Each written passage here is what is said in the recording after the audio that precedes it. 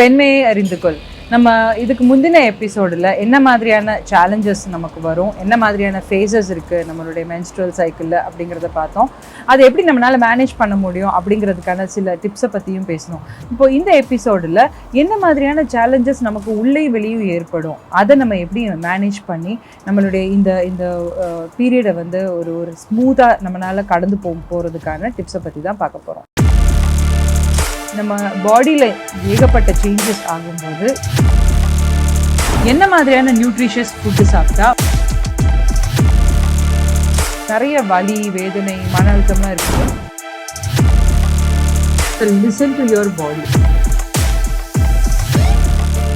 முதல்ல என்ன மாதிரியான சேலஞ்சஸ் நமக்கு ஏற்படுது அப்படின்னு பார்த்தீங்கன்னா, ஃபிசிக்கலி நமக்கு சேலஞ்சஸ் ஏற்படும், emotionally challenges and behavioural challenges. Physically உடல் ரீதமான உடல் வலி, தலைவலி, கால்வலி, கைவலி, இந்த மாதிரி பல வலிகள். இது எப்போ ஏற்படுது? நம்மளுடைய 2வது ஃபேஸ் மென்ஸ்ட்ரேஷன் ஆகும்போது அந்த லாஸ்ட் 2 ஃபேஸஸில் ஏற்படுற வலிகள் தான் நமக்கு வந்து உடல் ரீதியாக நமக்கு வந்து ஒரு சங்கடமான ஒரு சூழ்நிலையை கொடுக்குது. இது அடுத்து இமோஷ்னலி மன அழுத்தம். நம்ம பாடியில் ஏகப்பட்ட சேஞ்சஸ் ஆகும்போது ஏற்படுற மன அழுத்தம், அதுவும் ஒரு மாதிரியான ஒரு வலி தான். ஆனால் அது வலின்னு இல்லாமல் மன அழுத்தத்தினால உங்களுடைய மூட் ஸ்விங்ஸ் வந்து ரொம்ப ஜாஸ்தி இருக்கும். ரொம்ப சோகமாக இருப்பீங்க, இல்லை ரொம்ப ஹைப்பராக இருப்பீங்க, கோவம் அடைவீங்க, யாருன்னு கூட பார்க்காம எடுத்தறிஞ்சு பேசுவீங்க. இந்த மாதிரியான சேலஞ்சஸ் தான் வந்து இமோஷனல் சேலஞ்சஸ் அப்படிங்கிறாங்க. பிஹேவியரல் சேலஞ்சஸ் முதல் 2 சேலஞ்சஸ்னால ஏற்படுறது தான் பிஹேவியரல் சேலஞ்சஸ். எனக்கு எங்கேயும் போக பிடிக்கல, நான் வீட்டிலேயே இருக்கிறேன், குழந்தை ஏதாவது வந்து நம்மகிட்ட கேட்டதுன்னா அதை அடிக்கணும்னு தோணும், இல்லை எதையாவது தூக்கி எறியணும் போல தோணும். இந்த மாதிரியான பிஹேவியரல் சேஞ்சஸ். இந்த 3 சேலஞ்சஸையும் நம்ம வந்து ஈஸியாக மேனேஜ் பண்ணோம் அப்படின்னா இது வந்து நம்ம லைஃபோட சேர்ந்து, நம்ம வாழ்க்கையில் இருக்க மென்ஸ்ட்ரேஷன் சைக்கிளோட சேர்ந்து இணைஞ்சு ஒரு நல்ல ஒரு பயணமாக நம்ம எடுத்துகிட்டு போகலாம். இதுக்கான சில டிப்ஸ் அப்படின்னு பார்த்தீங்கன்னா, எக்ஸசைஸ். நல்ல எக்ஸசைஸ் பண்ணிங்க அப்படின்னா உடலில் வந்து ஏற்கனவே நல்ல ஒரு ஸ்ட்ரெச் இருக்கும், ஒரு ஃப்ளெக்சிபிலிட்டி இருக்கும். அப்போ இந்த மாதவிடாய் சுழற்சியப்போ ஏற்படுற வலியை வந்து மேனேஜ் பண்ணுறது ரொம்பவே ஒரு சுலபமான ஒரு அணுகுமுறையாக இருக்கும். எனி டைப் ஆஃப் எக்ஸசைஸ் பண்ணலாம். நீங்கள் யோகா பண்ணலாம், இல்லை ஸ்விம்மிங் போகலாம், இல்லை பிராணாயாமா பண்ணலாம். யோகாலெல்லாம் எனக்கு இந்த மாதிரியான வலி இருக்குது அப்படின்னு போய் நீங்கள் சொன்னீங்கன்னா அதுக்கு தகுந்த மாதிரி ஸ்ட்ரெச்சஸ், ஆசனாஸ் எல்லாமே சொல்லி தருவாங்க. நீங்கள் எப்போதுமே இந்த மாதிரி உடற்பயிற்சி கற்றுக்கும் போது ஒரு நல்ல ஒரு நிபுணர், அதாவது ப்ராக்டிஷனர், அதை பற்றி நல்ல டீட்டெயிலாக தெரிஞ்சவங்க கிட்ட நீங்கள் சொல்லும்போது தான் உங்களுடைய உடல் பற்றின விவரங்களையும் அவங்களால புரிஞ்சுக்க முடியும். அதுக்கு தகுந்த மாதிரியான எக்ஸசைஸ் டிப்ஸ் எல்லாமே உங்களுக்கு அவங்க தர முடியும். அதனால் நல்ல ஒரு எக்ஸசைஸ் பண்ணிங்க அப்படின்னா இந்த வலிகள் எல்லாத்தையும் வந்து நீங்கள் மேனேஜ் பண்ணலாம். அடுத்து நீங்கள் வந்து ஒரு ஜேர்னலிங், நான் முதல்ல சொன்ன மாதிரி உங்களை பற்றின கதையை உங்கள் டைரியில் எழுதுங்க. அன்றாடம் உங்கள் மனசில் வந்து என்ன தோணுது, அன்னைக்கு நாள் உங்களுக்கு எப்படி இருந்தது, நல்லா போச்சா, யாரை நீங்கள் மீட் பண்ணீங்க, இது எல்லாமே உங்கள் மண்டேலேருந்து அதை எடுத்து அந்த புத்தகத்தில் நீங்கள் எழுதும் போது இல்லை அப்படியே உங்களுக்கே வந்து ரொம்ப ரிலீஃப்டாக இருக்கும். நீங்கள் எல்லாத்தையுமே வந்து உங்கள் மனசுலேருந்து தூக்கிட்டீங்க, உங்கள் மண்டேலேருந்து எடுத்துட்டீங்க, எல்லாமே வெளியில் போயிடுச்சு அப்படிங்கிற மாதிரி ஒரு பாரத்தை இறக்கி வச்ச மாதிரியான ஒரு ஃபீலிங் உங்களுக்கு கிடைக்குது. ஸோ கண்டிப்பாக ஜேர்னலிங் ஸ்டார்ட் பண்ணுங்கள். உங்களை பற்றின ஒரு புத்தகத்தை எழுத ஆரம்பிங்க. இது ஒன்றும் புதுமையான ஒரு இது கிடையாது. நிறைய பேர் இது ஏற்கனவே பண்ணிகிட்ருப்பாங்க. உங்களுக்குமே இந்த டிப்ஸ் தெரிஞ்சிருக்கும். ஆனால் நீங்கள் அது வந்து பண்ணியிருக்க மாட்டீங்க. முதல்ல அது என்னால் எழுத எனக்கு டைம் இல்லை, எனக்கு வந்து எழுத தெரியல, அந்த மாதிரி ஏதாவது ஒரு சாக்கு போக்கு சொல்லாமல் உங்களால் என்ன எழுத முடியுதோ அதை எழுதி ஒரு ஜேர்னலாக வச்சுக்கோங்க. இது உங்களை பற்றி நீங்களே புரிஞ்சுக்கிறதுக்கான ஒரு வழியாகவும் அமையும். 3வது விஷயம்னு பார்த்தீங்கன்னா, நல்ல சத்துள்ள ஆகாரமாக சாப்பிட்றது. இந்த காலத்தில் நிறைய டயட்டீஷியன்ஸ் வந்து நிறையா ப்ரிஸ்கிரைப் பண்ணுறாங்க, நியூட்ரிஷியஸ் ஃபுட் சொல்கிறாங்க. உங்களுடைய உடல் வாகுக்கு தகுந்த மாதிரி நீங்கள் ஒரு நல்ல ஒரு டயட்டீஷியனை அணுகி என்ன மாதிரியான நியூட்ரிஷியஸ் ஃபுட்டு சாப்பிட்டா உங்களுக்கு இந்த மாதிரியான கிராம்ஸ் அவாய்ட் பண்ணலாம், இல்லை இந்த மாதிரியான பீரியடில் வந்து மூட் ஸ்விங்ஸ் அவாய்ட் பண்ணலாம் அப்படிங்கிறத பற்றி நீங்கள் தெரிஞ்சுக்கோங்க. அதுக்கு தகுந்த மாதிரி உணவை சாப்பிட்றதுக்கு பழக்கப்படுத்திக்கோங்க. இது வந்து உங்கள் உடல் மட்டும் இல்லைங்க, உங்கள் வயசுக்கு தகுந்த மாதிரியும் இந்த நியூட்ரியன்ட்டான ஃபுட்டை வந்து நீங்கள் மாற்றி சாப்பிட வேண்டியது வரும். அதுக்கு தகுந்த மாதிரி உங்களோட உடலை வந்து நீங்கள் பழக்கப்படுத்திக்கலாம்.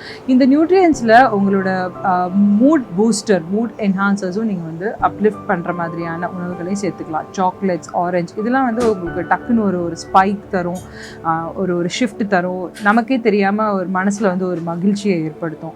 ஸோ இதெல்லாம் வந்து இந்த சோர்வான உணர்வு, ஒரு சேட்னஸ், மூட் ஸ்விங் இதெல்லாம் வந்து நீங்கள் தவிர்க்கிறதுக்கான ஒரு ஃபுட். இதையும் உங்களோட நியூட்ரிஷியஸ் ஃபுட்டில் நீங்கள் வந்து சேர்த்துக்கிட்டிங்கன்னா உங்களுக்கு வந்து ஒரு நல்ல ஒரு உணர்வு கிடைக்கும். உங்களுக்கே வந்து அந்த மாற்றம் தெரியும். நல்ல சத்தான சாப்பாடு மட்டும் நமக்கு பத்தாதுங்க, அதோட சேர்த்து சப்ளிமெண்ட்ஸும் சில சமயம் நமக்கு தேவைப்படும்.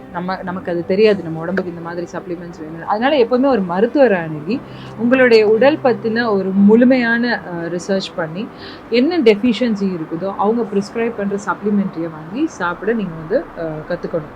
எனக்கு இது டெஃபிஷியன்சி அது டெஃபிஷியன்சி நீங்களாக முடிவு பண்ணாமல் டாக்டர்கிட்ட போய் ஒரு நல்ல ஒரு ரிப்போர்ட் எடுத்துகிட்டு அதுக்கு தகுந்த மாதிரியான சப்ளிமெண்ட்ஸ் சாப்பிட்டீங்கன்னா ரொம்பவே உங்களுக்கு வந்து ஒரு நல்ல ஒரு பூஸ்டராக இருக்கும். நீங்கள் வந்து நல்லா இம்ப்ரூவ் ஆகிருக்கிறீங்க, உங்கள் ஹெல்த் நல்லா இம்ப்ரூவ் ஆகிருக்கு, உங்களோட மன அழுத்தம்லாம் கொஞ்சம் கம்மியாயிருக்கு. ஸோ இந்த மாதிரி சப்ளிமெண்ட்ஸ் எடுத்துக்கணுமா, தாராளமாக போய் டாக்டரோட ப்ரிஸ்கிரிப்ஷனோட சப்ளிமெண்ட்ஸ் எடுத்துக்கோங்க. இன்னொரு டிப்ஸ் என்னன்னு கேட்டிங்கன்னா, உங்களுக்கு வந்து ஒரு மசாஜ் தேவைப்படுது, ஒரு ஆயுர்வேதிக் மசாஜோ ஒரு ஸ்பாக்கு போகணும் அந்த மாதிரி தோணுது, கண்டிப்பாக அதுவும் வந்து ஒரு நல்ல ஒரு ஹார்மோனல் சேஞ்சஸ் கொண்டு வரும், உங்கள் உடம்புக்கு வந்து ஒரு நல்ல ஒரு ரிலாக்ஸேஷனை கொண்டு வரும்.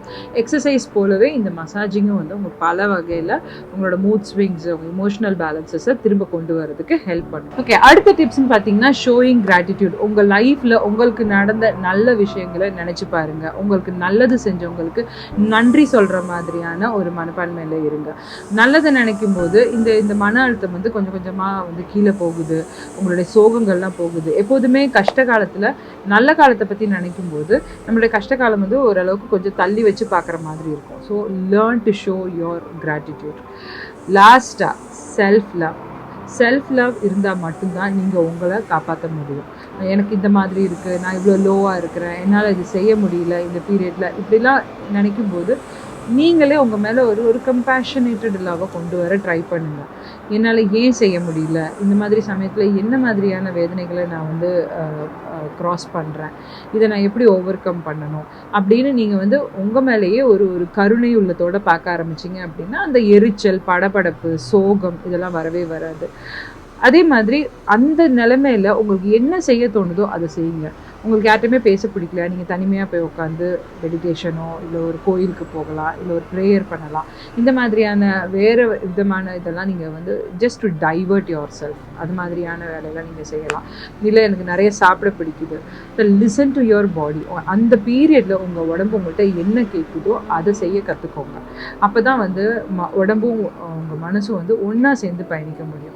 இல்லை நான் வந்து ஸ்ட்ரிக்டாக நான் இது தான் சாப்பிடுவேன், இது சாப்பிட மாட்டேன், என்ன பீரியடாக இருந்தாலும் நான் இப்படி தான் இருப்பேன் அப்படிங்கிற மாதிரியான அந்த ரிஜிட்டாக இருக்காமல் கொஞ்சம் ஃப்ளெக்சிபிளாக நீங்களே உங்கள் மேலே ஒரு கனுசரணையாக, ஓகே நான் இந்த வழியெலாம் இருக்குது, நான் இப்படி தான் இருக்கணும், ஓகே என் உடம்புக்கு இப்போ கொஞ்சம் ஸ்வீட் சாப்பிடணும் போல இருக்குது, அந்த மாதிரி நீங்களே வந்து கொஞ்சம் ரிலாக்ஸ்டாக உங்கள் உடம்புக்கு தகுந்த மாதிரியான உங்களுடைய எவ்ரிடே இதை சேலஞ்சஸை நீங்கள் வந்து ஓவர் கம் பண்ணுறதுக்கு மாற்றி அமைச்சுக்கலாம். அதனால ஒன்றும் தப்பே கிடையாது. இது உங்களுடைய பெண்மையை அறிந்துக்கொள் நிகழ்ச்சி. நான் உங்களுடைய பிரியா. இதில் மேலும் பெண்மையை பற்றி நிறையா பேச போகிறோம், தெரிஞ்சுக்க போகிறோம் வரப்போகிற எபிசோடில். அதனால் மறக்காமல் இந்த நிகழ்ச்சியை தொடர்ந்து பார்த்துட்டு வாங்க. Video house